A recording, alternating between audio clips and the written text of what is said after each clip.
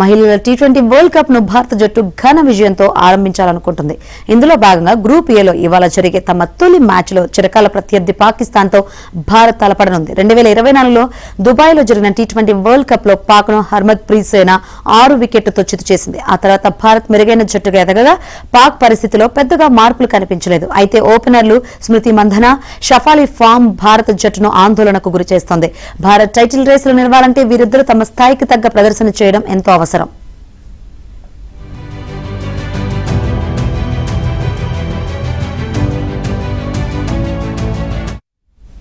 Form లో ఉన్న హర్మన్ ఆస్తికాకు తోడు జమీమా, దీప్తి, రిచా రాణిస్తే భారత్ కు తిరుగుండదు.